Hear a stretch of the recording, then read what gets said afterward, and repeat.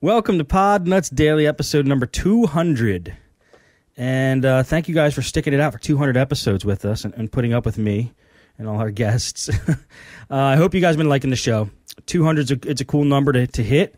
I guess the next milestone would really be like 1,000. I guess we could celebrate at 500. But anyway, 200's cool. Our guest today is Stevland Ambrose, and he's calling us from Canada, British Columbia, Canada. Is that right? Correct. And Stevland, why don't you tell us a little bit about what you do and your website, if you have one. Sure. Well, my website is nelsonpc.com. Okay. And my business is called Nelson PC Sales and Support. The name is derived from the fact that I live in Nelson, British Columbia. Hey, I was going to ask you that. I'm like, because your name's Stevland, it's not Nelson, so what's Nelson? And that just shows how ignorant I am of Canada, I guess. Hey, well, I'm in the West, you're in the East. It's not just ignorance of Canada, I'm sure. Okay. Well, thanks for cutting me some slack. You're in Pennsylvania, aren't you? Yep. Right on the East Coast. Right. See, I'm not very familiar with the East Coast at all, whereas I know the West Coast quite well. Oh, really? Do you follow any North American sports, USA sports? I have to tell you, Steve, I am the least sports guy you could ever meet. So not into sports. And being Canadian, it's mandatory in this country to be a hockey fan. Yeah. Couldn't care less. Really? Honestly, I would have to work really hard to care less than I do. There's a lot of texts that aren't sports fan, but then Door Geek sent me a voicemail today, and he said it's okay to talk about sports because there are texts that are sports fans, but yeah. I'll tell you one thing, though.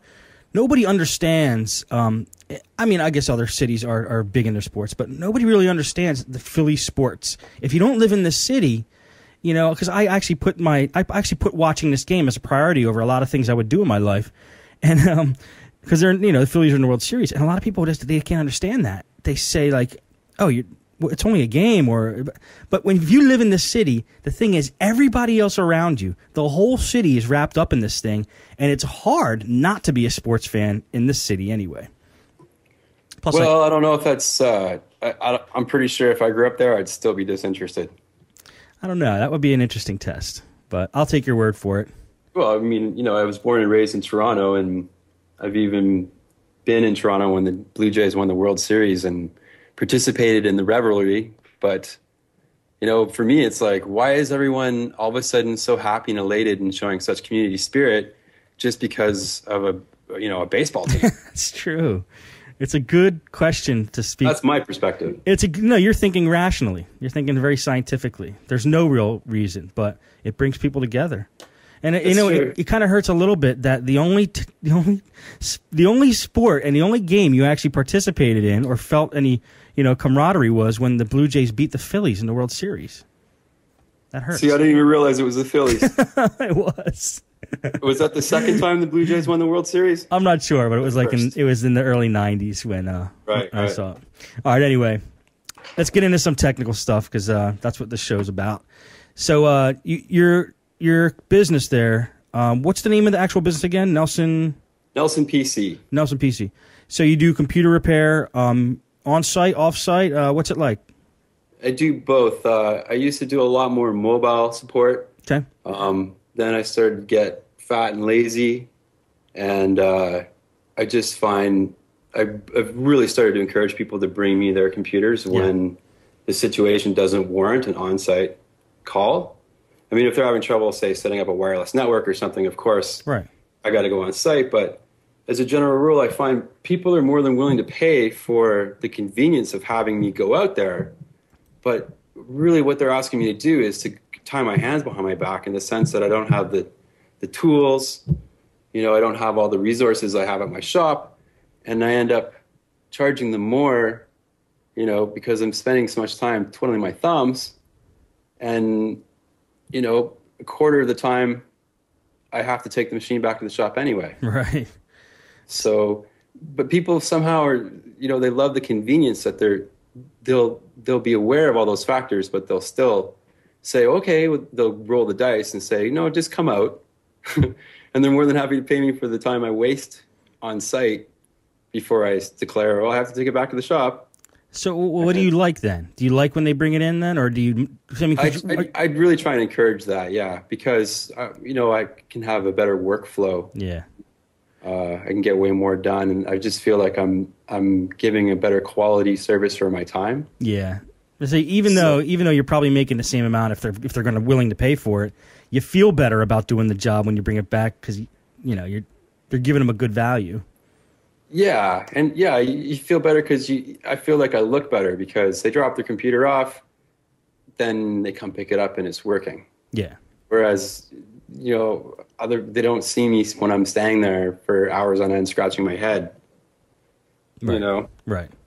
Yeah, and I don't know about you, but I got really used to working in the shop.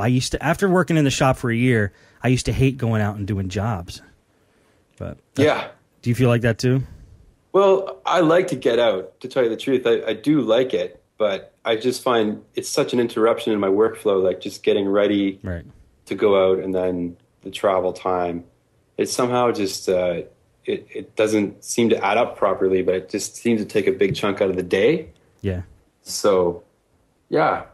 But when I originally started my business, that was my target market, like, that's sort of how I got my foot in the door with a lot of people, was really pushing the mobile thing. And people do love that convenience. So I do recommend that to anyone who's trying to build up their client base and build up a reputation. I started primarily as, on-site computer support. And then from there, my list of services has just grown and grown to the, now I do web design and graphic design and data recovery. I work with Macs and PCs. Yeah, I can see that on your website. Yeah. So it seems like the list of services I offer is always growing. Yeah, and I think a lot of people get started off doing a mobile repair first and then going into the shop, and because you don't have to have the overhead of the shop, and you could actually see if you're going to be able to make a living or at least be able to afford it. So I like the path that you took. I recommend that people do it that way. It is a great path in the sense that you don't need a lot of overhead to start. You can start making money almost right away. Right. You don't need much at all. Just your car, and that's about it. Yeah. All right. Well, why don't you go over some of the recent jobs you did? Do you have any tips for us or, interesting stories? Sure. Well, let me think now. I've seen a rise in malware recently. It's, it seems to go in waves. Okay. I've had like 3 machines in the past little while. They've just been completely nasty. Like, you turn it on and you're hoping you can get rid of what's going on. And everywhere you turn, like usually